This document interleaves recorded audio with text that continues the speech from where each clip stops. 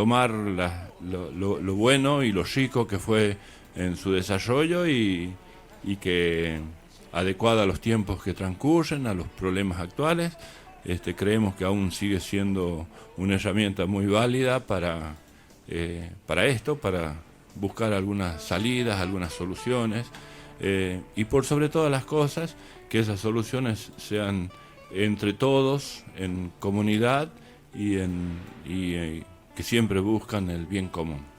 Así que buenas tardes a todos, saludamos a nuestro invitado de hoy, Alejandro Gross Bruna, está con nosotros. Buenas tardes, Alejandro, ¿cómo estás? Hola, muy buenas tardes, Raúl. Y bueno, en este saludo también saludo a toda la audiencia que nos está acompañando del otro lado. Y muy contento por la invitación y la posibilidad que me dan de acompañar en este día y de poder conversar en esto que, bueno, que a mí me apasiona tanto y a lo cual le dedico parte de mi vida. También muchas gracias a todo el equipo del Tala, ¿no? que nos acoge hoy y que nos brinda este espacio para poder charlar. Bueno, digamos que hacen posible este programa Alejandro Agüero en la parte técnica y que salgamos al menos audibles. Y bueno, y en la producción general, como siempre, Claudia Moreira. Muchísimas Es, gracias a ellos dos, sí, que nosotros al menos acá detrás del vidrio los estamos viendo y les agradecemos. Muy bien, Ale. Vos transitás un camino que a pesar de tu juventud, camino que ya ha sido marcado y es como que vos le estás descubriendo ciertos aspectos de esa riqueza, ¿no es cierto? Sí, justamente vos hablabas recién de la importancia de volver en cierto sentido a la figura de Monseñor Angelelli y en la figura de él a todo el proyecto que él significa, ¿no? Porque nosotros muchas veces hablamos y volvemos a la figura de Angelelli, y hablar de Angelelli es hablar también de un proyecto, ¿no? Que está detrás de la figura de él, que sin duda es para mi persona también es un aspecto personal muy esencial. Yo he nacido en Chepes, al sur de la provincia de La Rioja, y he crecido en el calor de una iglesia martirial y bueno, de toda una reflexión sobre la importancia del mensaje de los mártires de Monseñor Angelelli, Carlos Gabriel Wenceslao, y cómo en la iglesia de los llanos, la iglesia que camina en los llanos, esto ha estado como muy importante, ¿no? Ha marcado como una impronta y ha marcado una impronta también en todos aquellos que nos hemos acercado a este mensaje. Sin duda en ese camino siempre, yo digo, mi gran referente o quien me ha transmitido toda esta búsqueda, esta emoción y este mensaje ha sido uno de esos testigos de ese momento, que es Gonzalo Llorente, ¿no? El cura El Gonzalo padre Llorente, el Gonzalo. padre Gonzalo, gran amigo y bueno, que lo conozco desde que era chiquitito, ¿no? Y he crecido siempre a la luz de su mensaje, de su militancia, de su pasión por la mística de Angelelli, así que, digamos, en cierto sentido he heredado de él y de toda una iglesia martirial de los llanos eh, esta pasión, ¿no? Por el mensaje de Angelelli, por el mensaje de los mártires. Vos hablaste de un proyecto de Angelelli, ¿no es cierto? Personalmente, ¿crees que ese proyecto excedió los límites de la iglesia o los límites netamente religiosos? Porque era la iglesia antes de Angelelli, era una iglesia contemplativa, espiritual, ¿no es cierto? Vino Angelelli con lo que esto que vos le llamas proyecto. Sí, esto que yo decía al principio, ¿no? Que cuando yo hablo de Angelelli me gusta siempre pensar en Angelelli como proyecto, ¿no? Y en esto que él lo dice tan claramente en una de sus poesías, el título El hombre proyecto de pueblos, ¿no? Y me parece que como que lo marca y lo pinta de cuerpo entero. Angelelli es ese hombre proyecto de pueblos, ¿no? Y sin duda Angelelli fue para La Rioja el mensaje del Concilio Vaticano II, el mensaje de una iglesia en medio de toda una efervescencia de cambio de mitad del siglo pasado, donde el Concilio Vaticano II significó un acercamiento de la iglesia a la realidad de los hombres y de las mujeres sufrientes de nuestro pueblo, y Angelelli quiso encarnar eso, ¿no? Y una de las cosas que el concilio dice es abrir, si bien es seguir a Jesús desde un proyecto, desde un sueño, ¿no? Desde la utopía, como en América Latina la teología de la liberación llama, como esa utopía de Jesús, el sueño del reino, que excede los límites puramente eclesiales, ¿no? Es el proyecto del reino, el proyecto de Jesús y el proyecto del concilio y el de Angelelli excede los límites y los cuadrantes propiamente de la iglesia, ¿no? Y es la iglesia que se pone al servicio del pueblo y no el pueblo al servicio de la iglesia, ¿no? Es como que lo que intenta hacer Angelelli, lo que intenta hacer el concilio, y de hecho el mensaje de Jesús, ¿no? Que sus seguidores estén al servicio del pueblo y no el pueblo al servicio de él, ¿no? Esto de lo que vos lo planteas tiene mucha actualidad, ¿no es cierto? Pero en su momento, cuando Angelelli lo plantea, había esta discusión, ¿no es cierto? Sí, sí. ¿Es competencia o no de la Iglesia abordar ciertos temas? Sí, no solamente, fue una lucha interna de ese momento, sino que vos fíjate que también es una lucha muy actual, ¿no? Mucha gente se enoja cuando la iglesia, entendida en sus representantes jerárquicos, ¿no? Curas, obispos, lo demás, se mete en política. Lo primero que dice, no, la iglesia no se tiene que meter en política, ¿no? Y la iglesia pertenece al mundo, ¿no? Y justamente, lo que el concilio puso en juego fue eso, ¿no? Salir, lo que decía Juan XXIII cuando inauguró el Concilio Vaticano II, esto que le llamó el ayornamiento, o abrir las puertas para que el mundo entre a la iglesia, y lo que dice la Constitución Gaudium et Spes, ¿no? De una de las constituciones del Concilio Vaticano II, que la iglesia debe, apropiarse, tomar los dolores, las esperanzas del pueblo como si fuesen propias, ¿no? Y esto fue, sin duda, en lo que vos decís, como una gran bomba para la iglesia tradicional del momento, ¿no? Ese nuevo mensaje se enfrentó a una iglesia enquistada, a una iglesia acomodada, a una iglesia cómoda con los poderes de turno, incluso a una iglesia que era, en muchos de los casos lo fue en la dictadura, cómplice de muchos de los crímenes de los poderes de turno, y a esa iglesia es a la iglesia que el mensaje del concilio, el mensaje de Angelelli molestó, ¿no?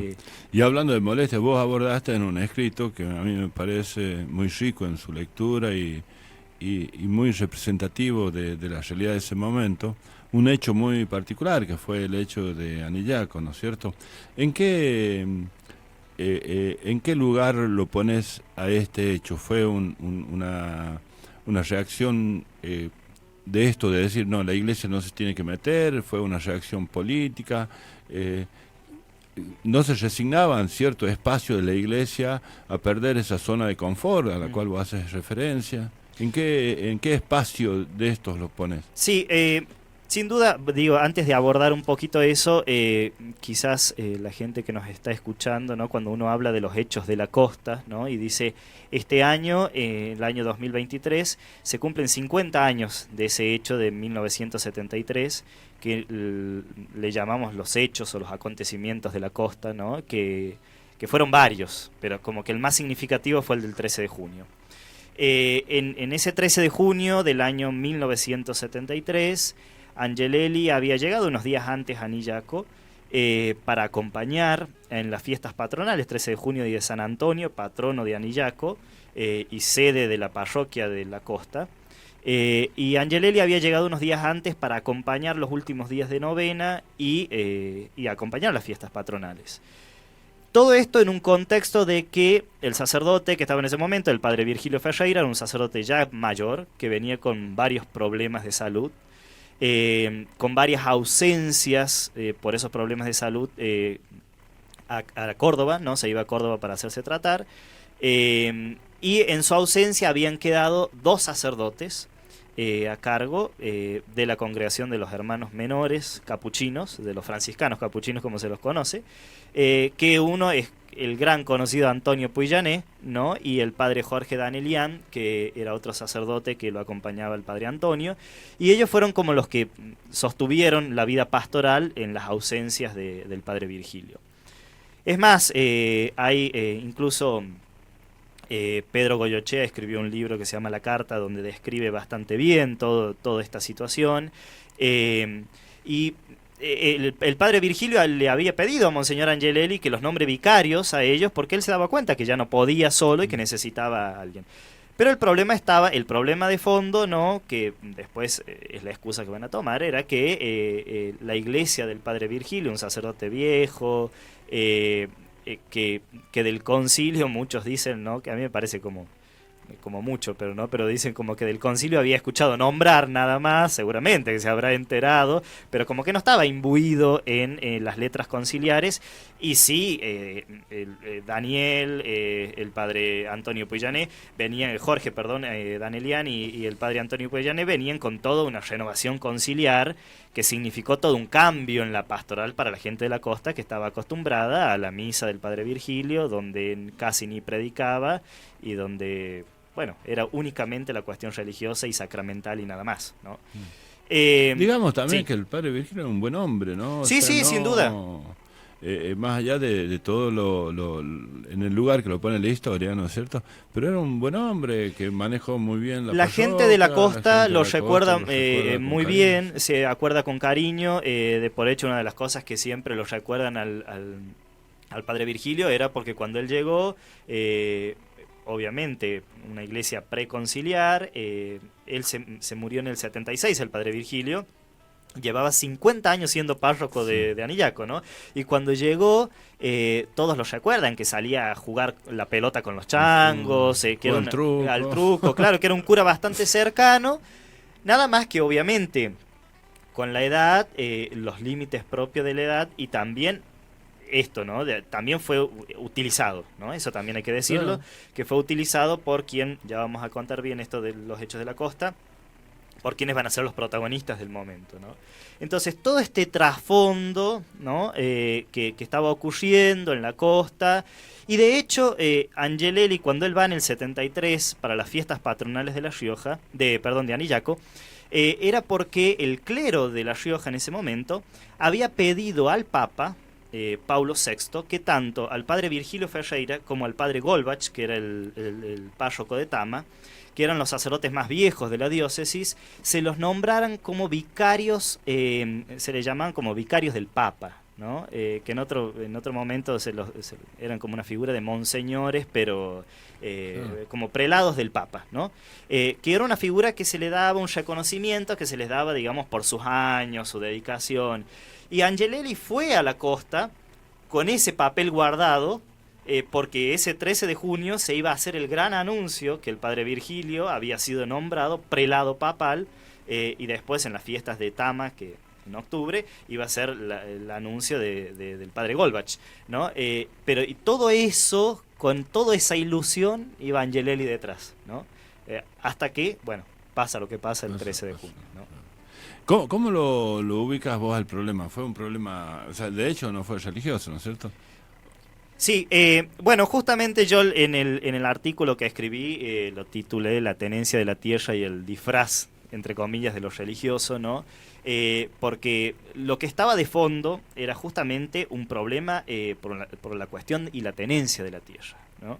Y que se utilizó la fiesta de San Antonio, la figura del padre Virgilio, para oponerse y para mostrar o querer mostrar como dos modelos de iglesia. De hecho, después los que van a ser protagonistas de los actos del 13 de junio, que van a ser los mismos entredichados, hacían como una distinción, la iglesia del obispo, ¿no? Incluso ni del obispo, del satanelli, como le va a llamar el sol, o del ordinario, como le decía el sol, y la iglesia del padre Virgilio, ¿no? Como que si fuesen dos modelos de iglesia contrapuestos. Y en el fondo, como vos decís, el problema que estaba allí era en la tenencia de la tierra. Y para esto hay que rastrear un poquito más que en el año 1971, recordemos que Monseñor Angelelli llega en el 68 a La Rioja, ¿no? Y comienzan a llegar a La Rioja muchos sacerdotes, congregaciones religiosas, grupos de laicos, imbuidos y entusiasmados por toda la transformación conciliar que estaba viendo que acá en La Rioja era posible, ¿no? Que el obispo Angelelli daba lugar para que el concilio se ponga en marcha. Y llega así, llegan un grupo de laicos del movimiento rural católico, que pertenecía a la Acción Católica en ese momento, entre ellos los más recordados, Rafael Cifra y Carlos Di Marco, pero había todo un grupo detrás, ¿no? Que empiezan a hacer primero un estudio de la realidad riojana. Primero habían planteado instalarse acá en La Rioja, después se les dijo que no, se plantearon instalarse después en San Blas de los Sauces, hasta que vieron la posibilidad de instalarse en Aminga, ¿no? Y en Aminga comienzan a hacer todo un trabajo con la gente y a relevar los datos de la realidad del pueblo de Aminga, ¿no? De hecho hay un texto muy bueno que es, nosotros con Rafael lo transformamos en un libro, hay un libro que se llama El Movimiento Popular Riojano, el Movimiento Campesino Riojano, que ahí está toda la descripción de lo que ellos encuentran en Aminga, que era una realidad extensiva a toda la costa, ¿no? Pero lo que ellos encuentran en Aminga en el 71. Y lo que se dan cuenta es que justamente el grave problema de todo de Aminga, que tenía que ver con la pobreza, con la falta de trabajo, con la educación, que era una educación al tipo, como dice Paulo Freire, una educación bancaria, era la tenencia de la tierra, ¿no? Que pertenecía a los hermanos Asalini, que los hermanos Asalini se habían hecho de mala fe, de mala forma, con un gran latifundio que estaba dividido en parcelas, no era no estaba unificado, sino que estaba dividido en parcelas, y que ellos lo habían hecho a través de la modalidad que ellos eran prestamistas, les prestaban plata a la gente y la gente, digamos, ponía en garantía su tierra, ¿no? Y lo que cuenta la gente es que los Asalini, por ejemplo, le decían, bueno, mira Raúl, yo te presto la plata y tenés que venir el 8 de julio, ¿no? a devolverme. El 8 de julio vos ibas y los Asalini no estaban en la casa. Entonces vos volvías al otro día y ellos te decían, no, pero mira acá, ya está vencido, ¿no? Y de esa forma es la forma que ellos se fueron haciendo de una gran cantidad de tierras, que no solamente era la tierra, era el agua, porque esas tierras tenían riego, y que se hicieron de la tenencia de la tierra y de la tenencia del agua. Y ese era el gran problema, ¿no? Muertos los hermanos Asalini, no había herederos. Entonces, cuando llegan en el 71 el movimiento rural, lo que plantea es la expropiación de ese latifundio Asalini y la creación de una cooperativa que se va a tomar el nombre de Codetral, ¿no? Y que al expropiarse esa tierra se le entregue a Codetral para que Codetral pudiera manejarla cooperativamente y que el trabajo sea realizado por todos los miembros de la cooperativa y que los beneficios sean para todos los miembros de la cooperativa. Al principio todo bien, ¿no? Todos planteaban de que era necesario esto, e incluso los que después van a ser protagonistas del 13 de junio, hasta que se empezó a plantear en las reuniones de la cooperativa que para ser parte de la cooperativa tenías que trabajar igual que cualquier otro, ¿no? Y entonces esto Rafael Cifre lo contaba muy bien, ¿no? Haciendo memoria del Rafa y en algunos videos sale, ¿no? Que él cuenta diciendo, no, como los dueños de la tierra dicen, nosotros no vamos a ir a trabajar con esos negros, ¿no? En el libro Sin echar raíces sale esa frase. Exactamente, ¿no? Nosotros cómo vamos a ir a trabajar con ellos. Bueno, ahí comienza el problema, ¿no? Con esa negrada. Con esa negrada, exactamente, ¿no? Ahí comienza el problema de la tierra en la costa. Y esto va a ser el problema que va a desembocar en el 13 de junio, ¿no? Porque con la creación de Codetral va a ser como la semilla que se va a plantar y que va a dar fruto en toda la provincia, porque con la creación de Codetral y con el planteo de la creación de Codetral se nacen montón de cooperativas, de asociaciones en La Rioja, como por ejemplo, bueno, ya estaba el Independiente, pero no la transformación en una cooperativa, el de las amas de casa, ¿no? Que también tuvo una militancia profunda de las Hermanas Azules. El tema de las lajas en Chamical. El tema de las lajas en Chamical, que ahí estaba el padre, un sacerdote también, ya se me viene el nombre de Cosia, pero no era Cosia, que era también capuchino, igual que estos sacerdotes que estaban en Anillaco. El nacimiento de Fatre también, que eso va a ser en la zona de Famatina, que estaban las Hermanas del Sagrado Corazón. El nacimiento de los maestros rurales también. ATP, exactamente, ¿no? O sea, hay toda una movilización alrededor de una idea de comunidad, de comunitario, ¿no? Exactamente.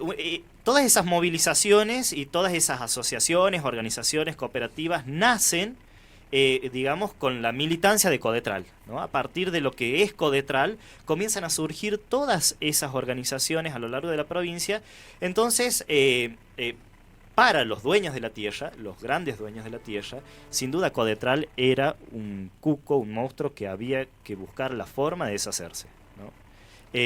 Y esto es, como dije, lo que va a ser el trasfondo del 73, con la expulsión de Monseñor Angelelli de la fiesta de San Antonio.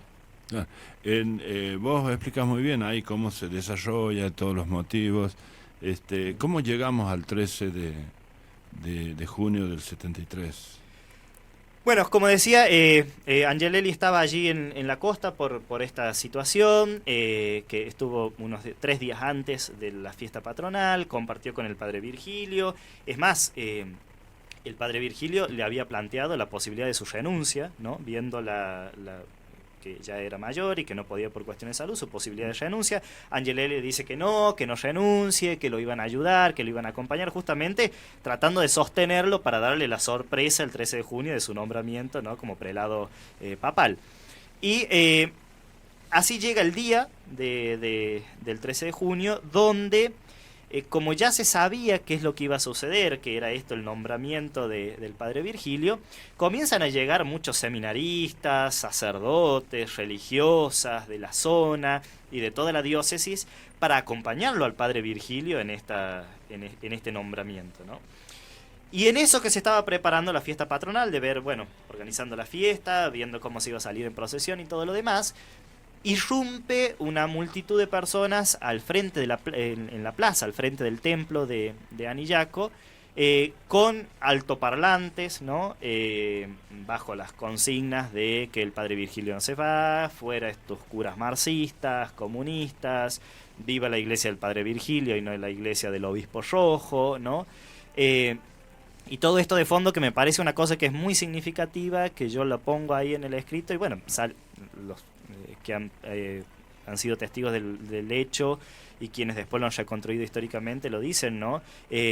Todo esto con un trasfondo, una marchita militar, ¿no? Que para mí me parece que dice mucho eso, que a veces se nos escapan, pero los historiadores muchas veces somos como muy quisquillosos con algunos detalles que nos dicen mucho, ¿no? Eso me parece que dice mucho, ¿no? Que del fondo esas marchitas militares con la consigna de viva la iglesia del padre Virgilio y no la iglesia de Angelelli, el obispo rojo, que fueran los curas comunistas, fueran los curas tercermundistas, e irrumpen en la parroquia, ¿no? Y plantean la expulsión, ¿no? De Monseñor Angelelli, que se vaya el obispo. En un momento el padre Virgilio sale, ¿no? Angelelli le dice, bueno, mire, padre, salga usted y trate de calmarlos, porque al que lo están buscando es a usted. El padre Virgilio sale a la puerta y desaparece, ¿no? Se va, no vuelve. Después lo que se dice es que la misma multitud lo llevan y lo meten en una casa y hacen como que el padre Virgilio estaba secuestrado, ¿no? Y en eso que el padre Virgilio no volvía, había que tomar una decisión. Angelelli le escribe una carta al padre Virgilio, lo escribe en su propia habitación, en la propia habitación del padre Virgilio que él se le había dado para esos días que Angelelli estaba allí, diciéndole que frente a los hechos, lo que él prohibía era toda celebración en la costa, toda celebración religiosa y demás, hasta que se resuelva, ¿no?, esto. Cuando él sale del templo, es atacado físicamente, ¿no? No solamente él, sino todos los sacerdotes, las religiosas. Es más, una de las hermanas de la Asunción en algunos videos sale y ella cuenta, ¿no?, que le pegaron, ¿no? Le pegaron patadas y demás, y lo corrieron tirándole, bueno, aparte de los insultos, tirándole arena, tirándole piedras, ¿no? Y ellos se tienen que ir de ese 13 de junio, de allí, de Anillaco, y partieron hacia Imogasta, ¿no? Donde, bueno, deciden qué se iba a hacer un poco a partir de todo lo que había pasado. Claro, todo esto se da en un marco festivo, ¿no es cierto? ¿Qué actitud tiene la gente que estaba ahí con el ánimo de participar de la festividad? Bueno, esa... no interviene, pasa de... Sí, esa es una muy buena pregunta, ¿no? Porque en el interior, bueno, la cultura religiosa popular de la Argentina, pero de La Rioja en particular, es muy importante, las celebraciones de las fiestas patronales, ¿no? Y la gente que no era este grupo, ¿no?, que después se le va a poner el nombre de 13, ¿no?, que se van a conocer como los 13 entredichados, que después, si querés, podemos explicar un poquito qué significa esto. La gente que iba a participar quedó como presa de todo eso, ¿no? Porque ellos sabían que los que organizaban esto no tenían un trasfondo religioso. Sabían cuál es el problema detrás, ¿no? De por hecho, en este libro que yo nombraba recién, que lo escribió Pedro Goyochea, que se llama La Carta, él publica justamente una carta que le escribe una señora de Aminga, una señora que incluso parece ser muy pobre, con todas sus limitaciones y todo lo demás, no, pidiéndole perdón al obispo por todo lo que había pasado y pidiéndole que no lo deje solo al pueblo de la costa, ¿no? Entonces la gente queda como... los pobres, ¿no?, los pobres, la gente más sencilla, queda como presa de toda esta situación, que obviamente a Angelelli le dolía y muchísimo, ¿no? Eso también hay que decirlo. Entendamos que la gente del interior es más humilde, más tranquila, o sea, no, en estos casos piensa dos veces antes de reaccionar, no es como alguien que está más urbanizado, sí, que es más propicio a la reacción, ¿no? También siempre me preguntaba eso, ¿no? Aquellos que han ido con ánimo celebrativo, ¿cómo habrán vivido este momento? Porque también me imagino, como la carta que vos acabas de mencionar, que haya sido un momento de mucha angustia, de mucha tristeza, ¿no es cierto? Aparte, más allá de estar del lado o en contra del obispo o el lado en contra del padre Virgilio, más allá de todo eso, era una festividad religiosa. Sí. Con todo lo que significa para ellos este hecho, ¿no? Exactamente, sí. Una festividad religiosa y que tenía, como digo yo, de trasfondo incluso la celebración de su pastor hace 50 años, ¿no? Porque se lo iba a reconocer al padre Virgilio por su trayectoria y todo lo demás, que justamente era muy caro también al sentimiento, claro, de ellos, y yo creo que en eso fueron muy astutos los 13, pero eran más, ¿no? Pero fueron muy astutos de tomar la figura del padre Virgilio, ¿no?, que era, como vos decías al principio, una persona muy querida por el pueblo, ¿no?, y utilizarlo en este sentido. Lo que sí también creo que en algún momento, el padre Virgilio sí fue utilizado, aunque no ingenuo, ¿no? Yo creo que de fondo él también sabía qué es lo que pasaba. Hubo una ida y vuelta de cartas entre Monseñor Angelelli y el padre Virgilio después de este hecho. Cartas que, según lo que se tiene conocimiento, el padre Virgilio escribía cartas a mano, ¿no? Y a partir de este hecho todas sus cartas eran escritas a máquina, ¿no? Lo que se cree que era con el asesoramiento del grupo, ¿no? Alguien, claro. Y hubo todo, idas y vueltas, ¿no? Pedidos de Monseñor Angelelli diciéndole, mire, padre, llámese a la reflexión, bueno, queremos solucionar este tema. Y ante todo la negativa, ¿no? La negativa del padre Virgilio siempre se sostuvo después de este hecho a lo largo de 3 años, ¿no? Del 73 hasta el 76, y el padre Virgilio muere en el 76.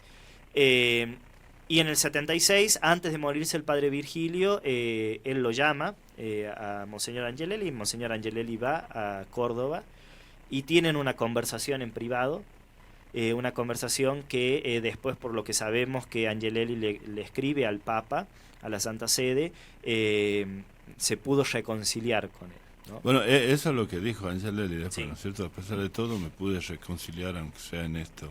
En ese estos último momento, momentos. sí, exactamente.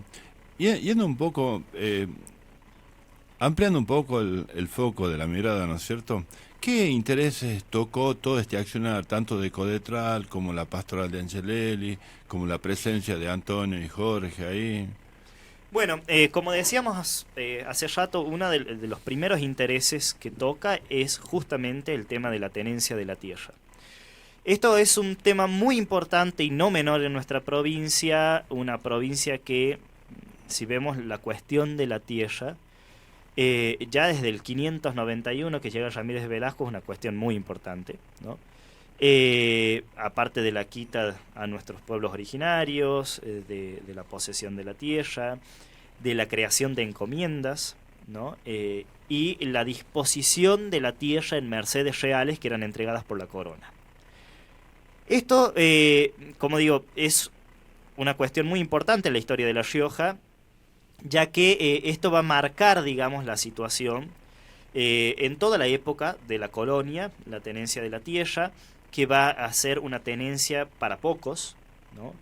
Que nosotros vemos, si vemos el mapa del trazado, el primer trazado de la ciudad de La Rioja, se ve como está al centro la Plaza Mayor, los 4 solares para las congregaciones y las órdenes más importantes, ¿sí? Los mercedarios, los franciscanos, los dominicos y los jesuitas. Que es, digamos, es común en todas las provincias sí, fundantes, en casi ¿no? todas el trazado de las provincias coloniales, de las ciudades coloniales era así. Se entregaban las tierras a las congregaciones religiosas que iban a después venir. De hecho, toman posesión muy rápido, tanto los franciscanos, los mercedarios como los dominicos. Los últimos que llegan son los jesuitas. Y son los primeros en irse, ¿no? Sí. Bueno, los corren, no en irse. Después vemos cómo las manzanas siguientes son entregadas al gobernador, al hijo del gobernador, a los que habían puesto la plata para la expedición y a los amigos de... ¿sí? Entonces, todos esos nombres entre los Ramírez de Velasco, entre los Villafañe, los Sotomayor, ¿no? Todas estas grandes familias de renombre que se van a hacer con la tierra. Y de hecho, esto va a pasar en la ciudad y va a pasar en el interior, ¿no? Por hecho, cuando uno mira la costa, cuando uno mira el norte, otra de las cuestiones, cuando uno mira el sur también, ¿no? El sur de la provincia de La Rioja, las mercedes reales entregadas a ciertas personas van a marcar una realidad porque quien tiene la tierra tiene el poder y tiene la plata, ¿no? El poder económico y político. De hecho, también va a ser, en cierto sentido, como el sistema que va a producir figuras también como Quiroga, por ejemplo, ¿no? El Quiroga era un gran hacendado de la zona más allá del respeto y el valor que tiene la figura como caudillo, pero su familia era una de las grandes terratenientes de la zona de los llanos. Y esto va a ser una constante hasta el siglo pasado.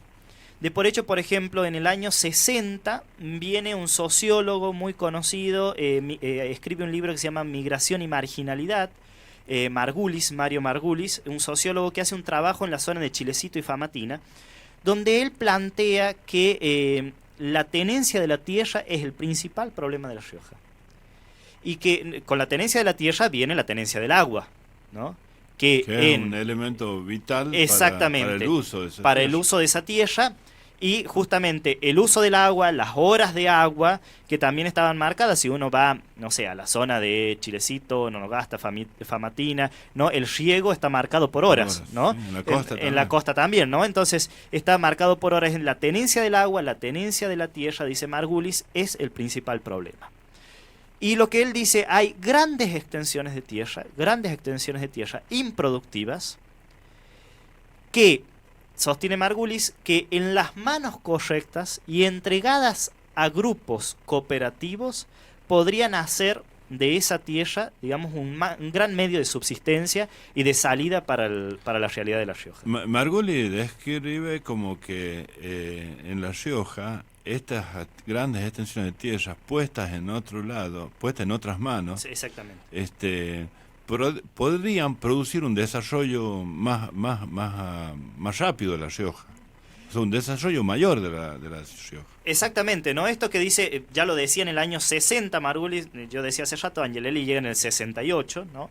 Y en el año 60 él ya lo decía, ¿no? Que la tenencia de la tierra estaba en manos incorrectas, ¿no? En manos de pocos que no aprovechaban grandes cantidad de tierras que estaban improductivas sin aprovecharse, y que en manos de la gente, en manos de cooperativas, esto podría ser la salida para la situación, que él también hace toda una descripción de la situación de pobreza de La Rioja, ¿no? La situación, por eso él le llama migración y marginalidad, porque son dos cosas que marcan a La Rioja. La marginalidad de todo el centro político, político, económico, social, cultural, que es La Rioja, ¿no? Y además la migración, que era todo un gran problema de ese momento, incluso hasta hoy, los grandes éxodos que se estaban produciendo hacia las grandes ciudades como Buenos Aires, Córdoba, y el sur sobre todo, ¿no? ¿Vos no le ves una arista laboral al tema el tema de la mano de obra y el conflicto de... Sí, por supuesto que también había una cuestión laboral. De hecho, una de las cosas que se plantea en la costa fuertemente es que las personas, al trabajar en la cooperativa y en tierras donde ellos iban a poder producir para sí mismos y para sus familias, los grandes dueños de la tierra se quedaban sin gente que les trabaje, ¿no? O al menos iban a tener que pagar un sueldo más justo. Más justo. No más justo, porque de por sí era injusto. Sí. Sino un sueldo justo para conseguir la mano de obra que a ellos los enriquecía, ¿no es cierto? Exactamente. Y de hecho va a ser, por ejemplo, una de las formas que los grandes terratenientes de la costa van a tener para apretar a los quienes estaban formando la cooperativa, no dejarlos sin trabajo. Claro. La solución, por ejemplo, que se da con Fatre, ¿no? En las Hermanas de Sagrado Corazón en Famatina, pero también la experiencia que fue incipiente, que no se llegó a dar, pero la experiencia de la Buena Estrella en Vichigasta, la creación de una cooperativa con la adquisición de un campo, ¿no? Que había hecho la diócesis a través de las Hermanas de la Asunción y demás. Ese campo se iba a crear una cooperativa de trabajo donde todos los expulsados, ¿no? Los trabajadores iban a poder encontrar un lugar allí donde trabajar, ¿no? Y de por hecho en ese lugar va a tener, ahí se fue a vivir Wenceslao Pedernera, ¿no? Con su familia. Con Rafael, Carlos y Gonzalo Llorente, que también y Wenceslao fue con toda la familia. Con toda la familia, exactamente. Otro aspecto también que poco es tenido en cuenta, pero a mí me parece que también es digno de al menos mencionarlo, es el tema de la que vos hablabas de la comercialización, porque esa práctica de los Asalini también después se seguía con esas prácticas. O sea, un trabajador de un terrateniente al año terminaba debiéndole el trabajador al patrón. Sí. Porque el patrón, por esos intercambios de trabajo por mercadería, por subsistencia... Sí, de por hecho lo que pasaba en ese momento era, digamos, el típico sistema feudal que se había aplicado en Europa, ¿no? Donde los señores feudales, que eran los dueños de la tierra, hacían trabajar a sus siervos en el lugar, y donde yo te pagaba de una forma que eso que te pagaba, que era un ticket, una moneda, lo que sea, vos lo utilizabas para comprar en mi almacén, ¿no? Entonces era todo un círculo que terminaba ganando el dueño de la tierra, ¿no? Y el único beneficiario. Y el único beneficiario, exactamente, donde los pobres eran cada vez más pobres y, como siempre se dice, y los ricos cada vez más ricos, ¿no? Claro, porque en este proceso, como así describiste lo de Asalín, en este proceso siempre el pobre era el que iba perdiendo su capital, su tierra, su agua y todo eso. Sí. O sea, esas prácticas siguieron, ¿cierto? Y eso también es otra de las cosas que, en mi punto de vista, al menos una de las banderas que vieron caer quienes estuvieron contra Angelelli fue esa, ¿no es cierto?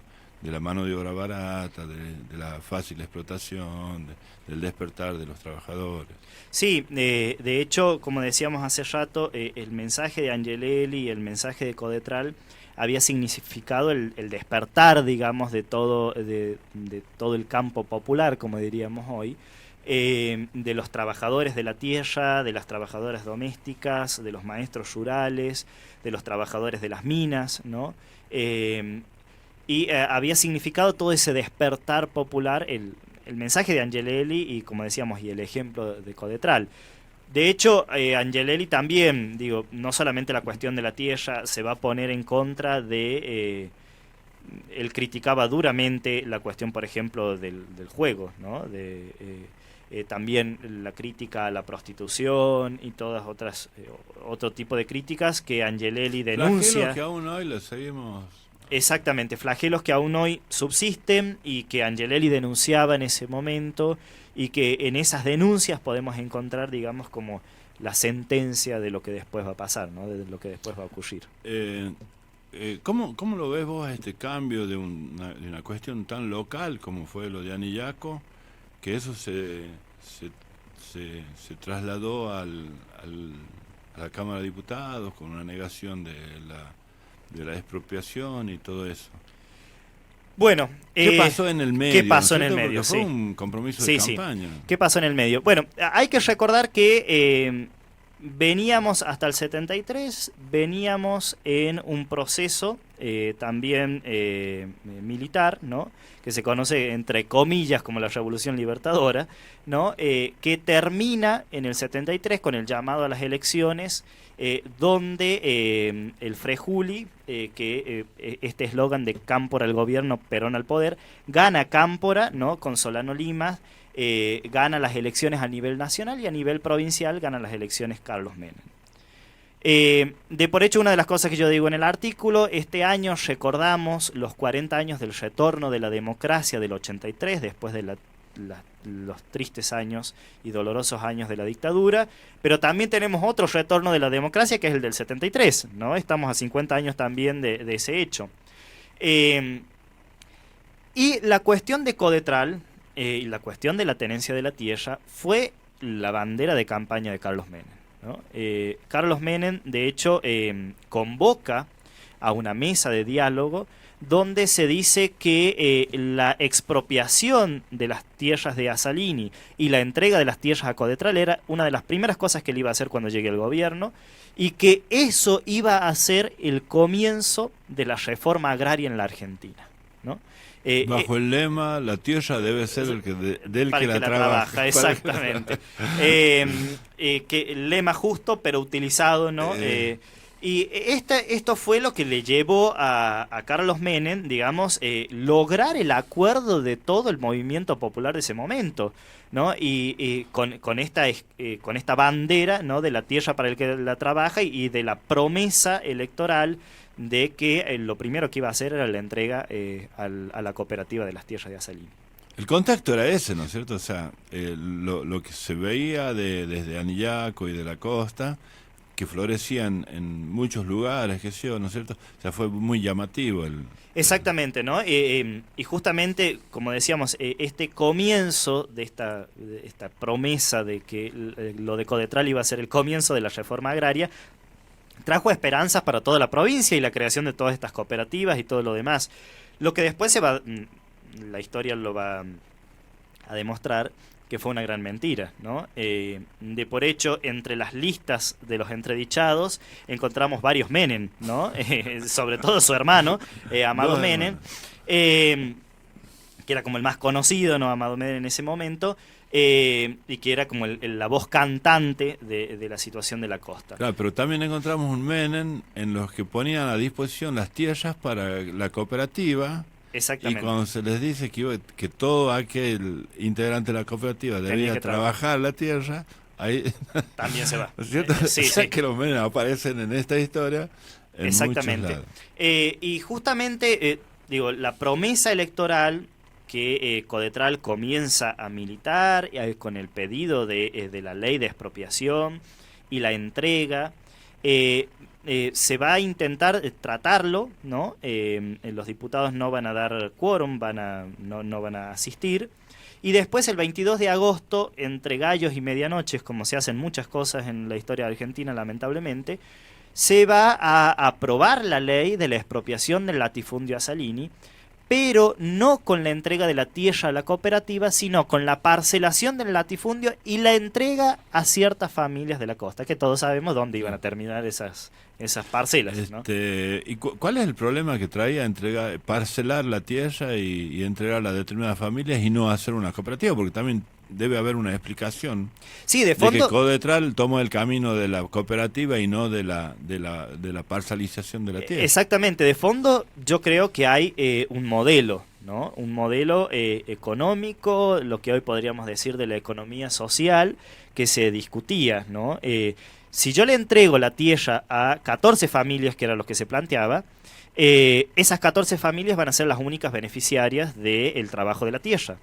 Ahora, si yo le entrego las tierras a una cooperativa, donde esa cooperativa va a ser la encargada de que trabajen no solamente esas 14 familias, sino muchas otras personas más, los beneficiarios del producto de la tierra y del trabajo van a ser muchas más personas, ¿no? Entonces, de fondo estaba esa discusión, ¿no? La discusión de quiénes iban a tener, digamos, a disfrutar de ese beneficio que la tierra nos da y del beneficio del trabajo, ¿no?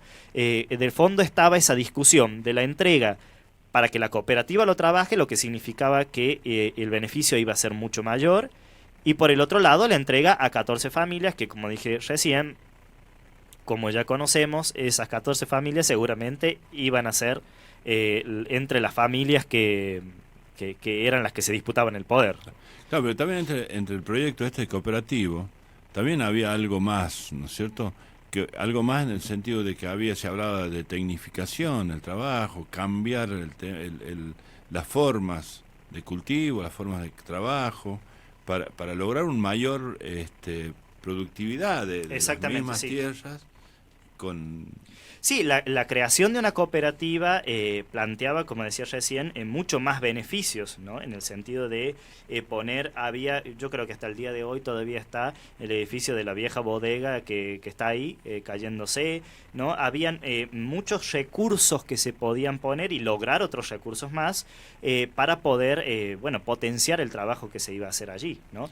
Que no era lo mismo que si se entregaba a 14 familias, ¿no? Donde las familias lo iban a trabajar a título personal, a título familiar. No era lo mismo.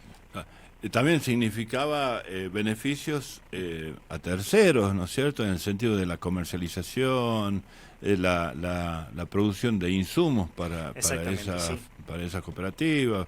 O sea, era un proyecto, no tan solo decir nos juntemos a trabajar, sino un proyecto muy ambicioso y muy amplio. Sí, era el comienzo, ¿no? De ese gran proyecto que iba a significar la cooperativa de Codetral. Sí. Bien. Algo que vos hayas visto en todo este escrito, porque uno siempre que escribe algo se nutre de lecturas de otros escritores, ¿no es cierto? Que te haya llamado la atención o algo que no sabías y que lo descubriste en este... Sí, como yo decía hace rato, esta pasión por la figura de Angelelli y lo que significa su proyecto, me llevó a asumirlo no solamente con una pasión, sino con seriedad y un trabajo histórico, ¿no? Tengo varias cosas escritas con respecto al tiempo de la pastoral de Monseñor Angelelli. Por hecho, por ejemplo, mi tesis de grado era sobre el mensaje de Monseñor Angelelli con respecto al Tincunaco, ¿no? La lectura de las homilías y todo lo demás. Y también esto de la cuestión de la tierra, de la militancia de Codetral y de todo lo demás. Cuando uno lee estas cosas que a veces, como te decía hace rato, uno se podría quedar en el común de la gente pensando en que, bueno, por ejemplo, esto de la costa fue una cuestión religiosa, ¿no? La iglesia del Padre Virgilio contra la iglesia de Monseñor Angelelli, ¿no? Que era hasta comprensible, ¿no? Para la gente que no entendía mucho de teología, ni del concilio, ni nada por el estilo. Pero uno leyendo ciertas cosas y rastreando otras cosas más, te das cuenta que es una constante, por ejemplo, en la provincia de La Rioja, ¿no? Lo que yo decía del trabajo de Margulis pinta por completo lo que era la realidad de La Rioja a mediados del siglo pasado, ¿no? Y uno se da cuenta y dice, esto que está describiendo Margulis es la realidad que después van a denunciar, por ejemplo, Codetral, pero va a denunciar también en un documento que es poco difundido, poco se ha conocido como el documento de los llanos, ¿no? Que es el primer documento que aparece como crítica con respecto a la tenencia de la tierra y la realidad, es el documento que escriben los sacerdotes de los llanos, ¿no? Es el primero. Y esto uno va hacia atrás, ¿no? Y mira históricamente y dice, y esto no solamente es en el siglo pasado, vemos las Mercedes Reales más atrás, ¿no? Por ejemplo, Roxana Boissadó escribió un libro también que describe todo esto, también Mercado Reynoso, sobre el tema de la tenencia de la tierra en La Rioja, que es una constante desde la colonia hasta acá, y que ha sido no solamente la tenencia de la tierra, sino la tenencia de la tierra, de lo económico, de lo político, de lo cultural, ¿no? Y que siempre ha sido una disputa, ¿no? Y Angelelli significó justamente como la puesta en marcha de esa disputa, ¿no? Esto, como dice en la cantata riojana, que con la llegada de Angelelli se tocaron campanas en el corazón del pueblo, ¿no? ¿Qué es lo que quiere decir? Que como que se avivó al corazón del pueblo, ¿no? Es como que ese soplo que aviva el fuego para prenderlo de vuelta, ¿no? Y que eso significó la pastoral de Angelelli. Dentro de, no sé, creo que es, no creo, es el 8 de julio en la Feria del Libro, vas a presentar un libro Vamos a presentar exactamente. 2 libros del mismo autor, de Rafael Cifré. Qué bueno sí que los recordás, porque la verdad que también aprovechar a la gente que nos escucha. Este año, aparte de esto que yo contaba, de los Hechos de la Costa, se cumplen 100 años del nacimiento de Monseñor Agnelli, ¿no? El centenario estaría cumpliendo este año 100 años, ¿no? Y con motivo de eso, en la Feria del Libro se ha organizado varias charlas vinculadas a la figura de Monseñor Angelelli. De por hecho, todo este año se va a trabajar sobre eso. Y una de esas es vinculada a quienes conocieron a Monseñor Angelelli, ¿no? La figura de Carlos Di Marco y Rafael Cifre, que vos decías, Rafa, quien todos lo recordamos con mucho cariño, escribió 2 libros, ¿no? Este primer libro, que es un libro más autobiográfico, ¿no? Donde él cuenta más su vida, su historia, y el segundo libro, en el cual yo participé en la escritura del prólogo, pero en toda la escritura creativa, ¿no? En el acompañamiento. Me acuerdo que nos juntábamos con Rafa, ya era mayor, ¿no? Y él tenía papeles y me decía, mira, escribí esto a mano, qué sé yo, cómo lo podemos enganchar, ¿no? Y fue una construcción de lo que salió ese segundo libro, que relata toda esta militancia de Codetral y de lo que acabamos de hablar, de la tenencia de la tierra en la costa, específicamente en Aminga. Y el 8 de julio vamos a estar presentando nuevamente esos libros, haciendo memoria de Rafa y de Carlos, y también, bueno, los invitamos a todos, creo que va a ser en el Salón Central y a las 3 de la tarde. El 8 a las 3 de la tarde. El lema es a seguir andando, de la mano de Rafael Cifre y Carlos. Sin perder esto, y no sé cómo estamos con el tiempo, Claudia. Bien. 2 palabras de la presencia de Wenceslao en este aspecto de la vida de la Iglesia riojana. Bueno, justamente este año es muy importante, ¿no? Se está llevando a cabo el juicio civil por el asesinato de Wenceslao Pedernera. Y la figura de Wenceslao es una figura, aunque en protagonismo pareciera como muy silenciosa, ¿no? Siempre en ese momento, como los más conocidos eran Rafael y Carlos, de hecho eran los que tenían más militancia a nivel internacional y todo lo demás. Pero Wenceslao era esa persona que creo que en su vida encarnaba todo el proyecto, ¿no? En su vida y en su cotidianidad encarnaba todo el proyecto. Ya desde la decisión de venirse de Mendoza, renunciar a un trabajo donde estaba seguro, donde tenía una casa, para venirse siguiendo un proyecto, ¿no? Un proyecto de iglesia, un proyecto de pueblo, un proyecto de sueño de reforma agraria, de reforma de la tierra, de la tenencia de la tierra. Wenceslao me parece que es la persona donde se encarna ese proyecto, ¿no? Cuando uno lo mira al Wences, ve y uno dice, bueno, no escribió nada, no es como que muy protagonista en ese momento, no aparecen algunos escritos de la diócesis en ese momento. Fotos muy pocas. En fotos muy pocas, ¿no? pero en su persona encarnó todo el proyecto de Monseñor Angelelli, ¿no? Y vino seducido desde Mendoza, seducido por ese proyecto, ¿sí? Y es lo que después lo va a llevar al martirio, ¿no? Que fue tan, digamos, su entrega y su convencimiento por el proyecto que estaba llevando a cabo, lo llevó ¿no? hasta los últimos momentos y hasta las consecuencias del martirio, ¿no? Es como esa complementación, ¿no? Entre Carlos, Rafa y Güense, ¿no? Unos que hablaban, que planificaban y el otro que accionaba, ¿no? Sí. O sea, en ese lugar me parece que fue muy importante la presencia de Güense, ¿no? Directamente con su acción, más allá de su creación. Su acción marcó su martirio. Exactamente, y no solamente eso, sino yo veo, por ejemplo, uno ve la tenacidad del sueño que tenía, ¿no? Porque él llega, y cuando él llega, bueno, se instala en la Buena Estrella, donde decíamos, en estas tierras cerca de Vichigasta, y esa experiencia dura muy poco, ¿no? Esa experiencia, porque ya estábamos en una situación de persecución y demás, y él decide con su familia irse hasta Sañogasta. Y en Sañogasta no es que dice, bueno, ya está, me vengo a vivir a Sañogasta, trabajo de una cosa, crea otra cooperativa, ¿no? Y en Sañogasta, que se llamaba Nepas, crea otra cooperativa, y esa tenacidad del sueño, ¿no? Que del sueño de la tierra, del sueño de la pastoral de Monseñor Angelelli, encarnar el proyecto de Jesús, del concilio, esa tenacidad que lo llevaba a que, bueno, si no funciona acá, va a funcionar en este otro lado, ¿no? Eso me parece que es una de las cosas que tenemos que tomar de su figura. Bueno, querido Alejandro, nada más palabras de agradecimiento.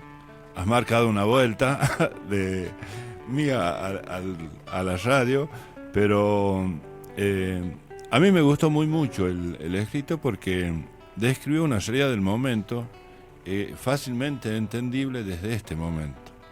Porque muchas veces uno lee cosas que ubicadas en un momento que por ahí es muy difícil relacionarlas o traerlas al momento que estás viviendo vos. Pero lo que vos has escrito me parece muy claro, muy actual, y creo que ese es el camino. Más allá de recordarlo, hacerle homenaje al Rafa, a Carlos, a Güense, a Angelelli, a Gabriela, ¿cierto? Creo que debemos tomar sus banderas. Y la forma de tomar sus banderas es actualizar su mensaje. Ver con ese mensaje qué podemos hacer para el trabajo colectivo, para mejorar la situación de un montón de gente, porque esa fue la intención de ellos. Y hoy somos nosotros los que transitamos ese camino. Entonces, por eso un doble valor de lo que vos has escrito, porque recuerda algo que pasó, que está en la historia, pero también uno lo entiende desde la actualidad de cada uno y desde de este mundo mucho más convulsionado que de aquel de 50 años atrás. Sin duda, ¿no? Volver a pensar en esto es pensar en esa realidad, en la gente, de nuestra gente de tierra adentro, ¿no? Como decía Angelelli, de la provincia. Pensar en situaciones que cuando yo lo escribí no habían pasado, como lo que está sucediendo hoy tristemente en Jujuy, ¿no? Donde uno ve que también la discusión de la tenencia de la tierra, de la tenencia de los bienes que nos da la tierra, como el litio y demás, todo esto, bueno, es una cuestión actual, ¿no? Y me parece... El reconocimiento al pobre. Exactamente, ¿no? Y me parece reconocerlo que tiene derechos, que tiene... tenemos la obligación de integrarlos a todos. El que no puede, el que sienta alguna discapacidad para integrarse, nosotros somos los que tenemos que dar el paso para integrarlo. Exactamente, ¿no? Y yo creo que eso es justamente la bandera, lo que yo te decía al principio, ¿no? Que lo que significa Angelelli, ¿no? Que no solamente es una figura histórica, sino que es un proyecto. Un proyecto que tiene sus raíces en ese momento, pero que sigue andando hasta ahora, nos sigue convocando, nos sigue interpelando. Y nos sigue ilusionando. Ilusionando, exactamente. Así. Bueno, tal cual. Con esto cerramos esta entrevista. Muchísimas gracias, Raúl. Mis gracias a vos, a Alejandro, que por acá tuvo que interrumpir la siesta. Y bueno, y Claudia, siempre el cariño y el agradecimiento de siempre por darnos esta posibilidad de poder charlar un poco y exteriorizar muchas veces lo que uno piensa, que también es bueno. No es menor. No es menor. Muchas gracias a todos, nos despedimos. Gracias. Esperemos que hasta pronto. Así que bueno, veremos. Muchas gracias a todos y buenas noches a todos.